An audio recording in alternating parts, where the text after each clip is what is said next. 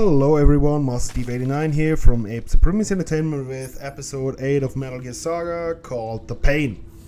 And as you can tell by the sound, the game is actually started, but the screen is just fucking black. This is the most annoying part in the entire franchise, I tell you. Because no matter what you do, I actually do try to adjust the brightness of the screen and everything to make it possible to see anything. But no, it's just fucking black. You always have to switch between the map and the screen in order to move forward. And it's just, I know what he's trying to do, you know, this is like really natural. If you jump into a cave, it might be black, of course it might be, but that is not fun in a game, that is crap. So I cut out most of it until I find the torch, because nobody wants to see me stumble about 20 minutes in the fucking darkness. So yeah, this part, I don't get it. He didn't have to make it this black. So there was the cut, and there's the torch. Now you can at least kind of see what's in front of you.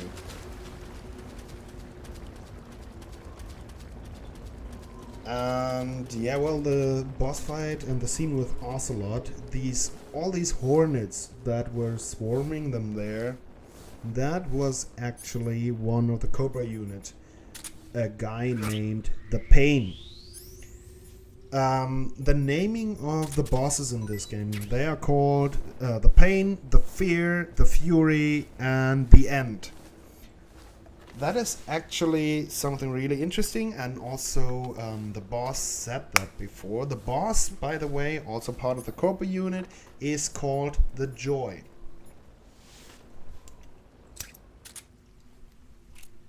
And these names were given to them and chosen by them for the reason that they carry these emotions into battle.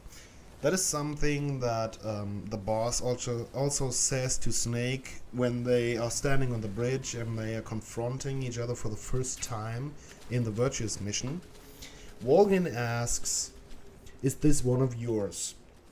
And then the boss answers something around the lines of, "No, he has not found an emotion to carry into battle yet." And that is exactly what is happening. Snake does not have emotion when he's going into battle. He is like cold-blooded in that way. I like to think somehow that if you were to give him a name other than Snake or Big Boss, I like to think that you would actually call this man here War. Because he is just, this guy is War. He is like a perfect soldier, he's like a perfect general, and all he does, ever will do and can do, is just be a warrior and take part in skirmishes and battles everywhere. That is his life. So I think the perfect name for a Big Boss would actually be War. I don't know what you think about that, but I think it is kind of fitting. Maybe if you want, you could comment below on what you think about this idea. And maybe come up with a couple of names of your own. I mean, what would you say is the emotion, if he even has one, that he carries into battle? There are a couple of ideas I have, but I don't want to say them right now because it might be spoilers. For those of you that don't know it. And by the way, I'm eating Batman right now. Isn't that just great? In which other game can you eat Batman? Awesome.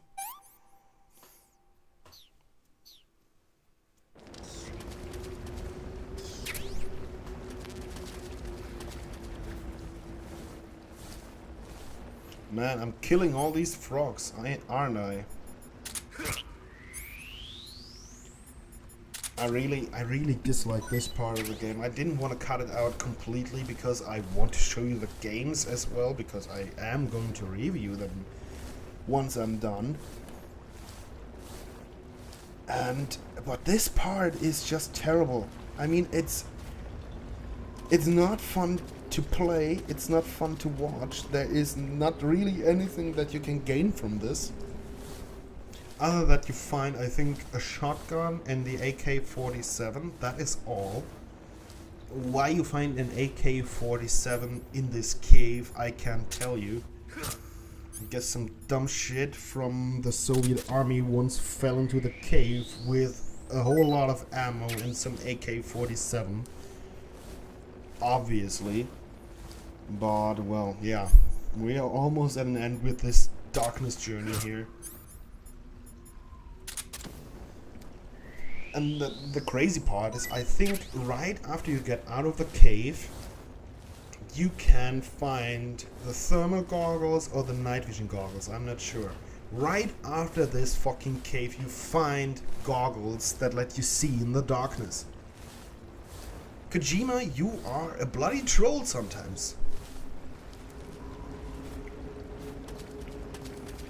Now, that cave in there, that is actually where we are going to fight the next boss. And now that we are out of the beginning, I'd say up to the point where you fight Ocelot, it's basically a very different game from the other Metal Gear parts. But now it shifts its gear and, you know, it's going faster now.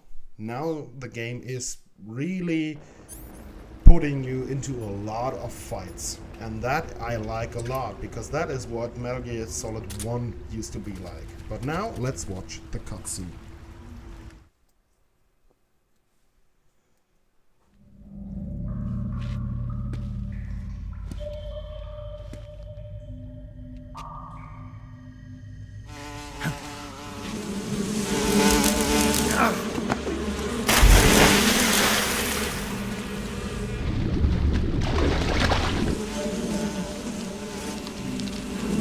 I've caught you at last.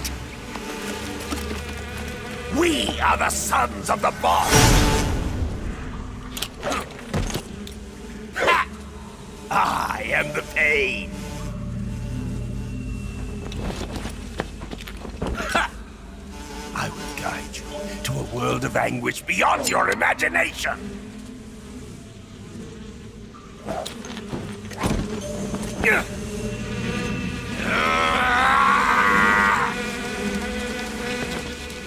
Let's get started. Alright, would you like to find a guy that is made up out of hornets? I fucking wouldn't. Now this boss fight is actually pretty cool, because he's going to swarm you with the hornets and you have to jump into the water all the time to avoid them. But then he pulls out his Tommy gun and starts shooting. Also, you can hide from him. So he's gonna lose you when you're in the water long enough.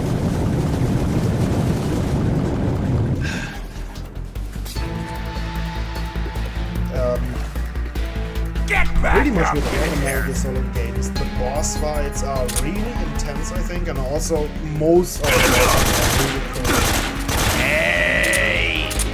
This one is no exception, except for the Ocelot boss fight, which is kind of annoying.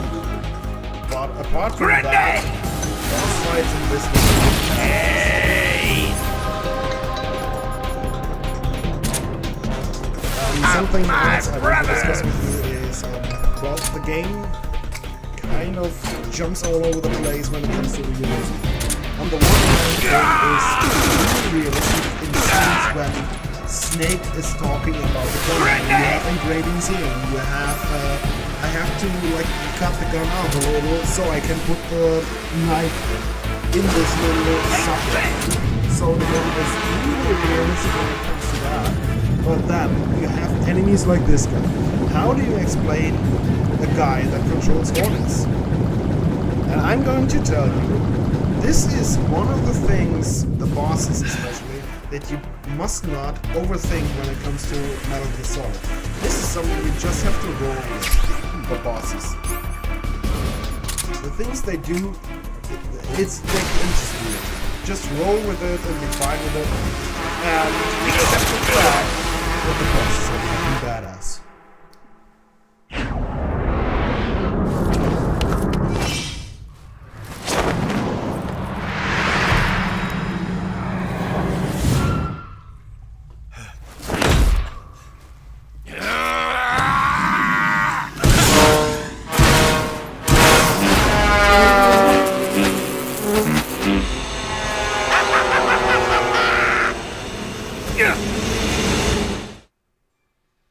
These bees he shoots out of his mouth, by the way, they like crawl under your skin. And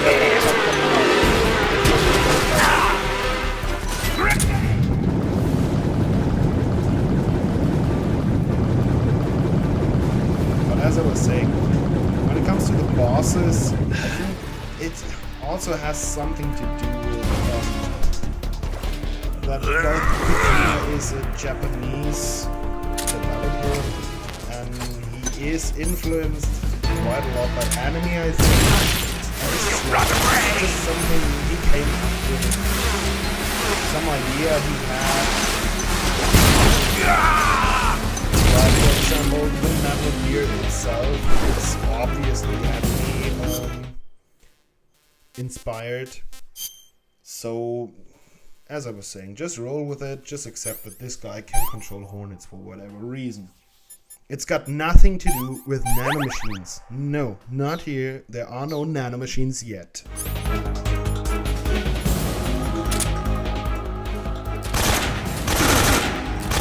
I also wonder why Big Boss can't hold up the AK-47 without shooting. That is something that is so weird in this game. You can aim with it and then shoot and then aim. That is just like crazy. What kind of soldier is he? But at the same time, as I was saying, I think this boss fight is really cool. And the boss fights in Snake Eater are actually quite long sometimes.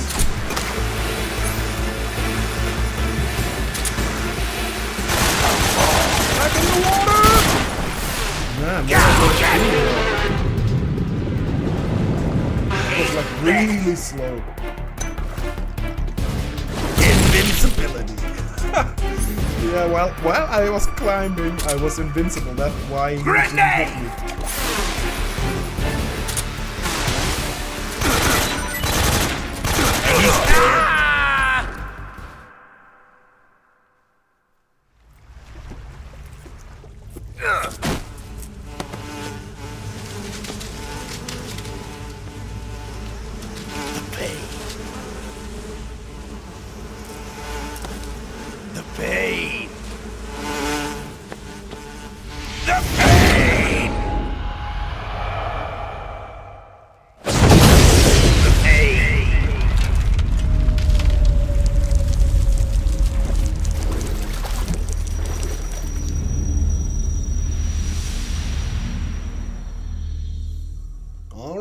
We took out the pain. That snake is eaten. Yeah, well, and that is actually why the game is called Snake Eater. It got nothing to do with the fact that you have to eat snakes in order to survive. It's because you eat the Cobra Unit. And eat means kill. So that part should be obvious. But I'm still just gonna explain it. In case you didn't know. I also like these little cutscenes here that sometimes happen in the menu. Like this is disinfection YouTubers.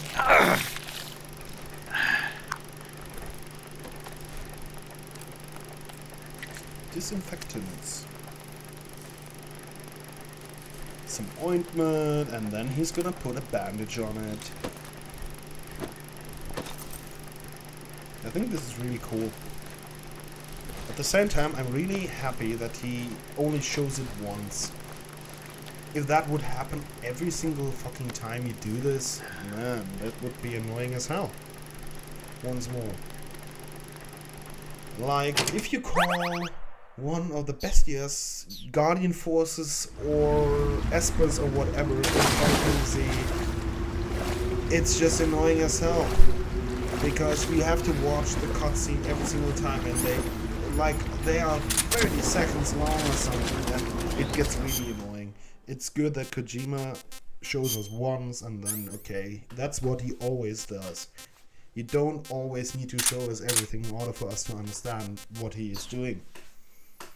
That is something that sometimes he should have used a bit more. Because in my view, he over-explains sometimes, especially with Metal Gear Solid 4, as I was saying. Well, that is because people were so goddamn confused by Metal Gear Solid 2. Now, back in the cave, but we are going to be back in the light soon. Fucking finally. And then we're actually off to a very interesting scene that is gonna happen at like this little pier, which is an awesome scene. Once more, there's just so many awesome scenes.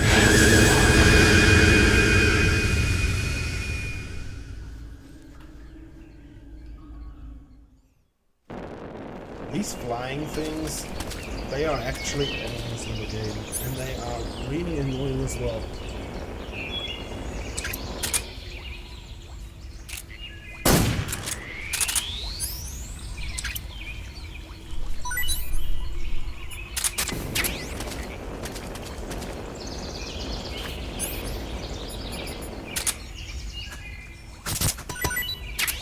That is a bit annoying as well. You know, I'm saying the word annoying quite a bit, but it's just minor gripes I have with the game. Like, that you have to switch your camouflage manually, or the fact that you have to constantly farm food. Because sometimes if you don't play like every day, don't play the game every day, your food is going to be rotten sooner or later. So the game has like this internal clock that keeps going, and if you don't play the game for 3 days and you start it up again, all your food is going to be rotten and it does not recover your stamina anymore, and it actually hurts you. So that is kind of annoying that you always have to farm for stuff, that you don't run out of stamina. Especially annoying later in the game when you are not really that much in the jungle anymore.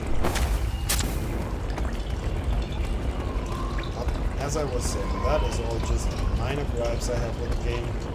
Things that would have been developed a bit smoother now, I think. But now we are actually at the end of this episode. I hope you had fun, and please comment on any questions that you have, or any thoughts that you have about this game, or something you want me to address.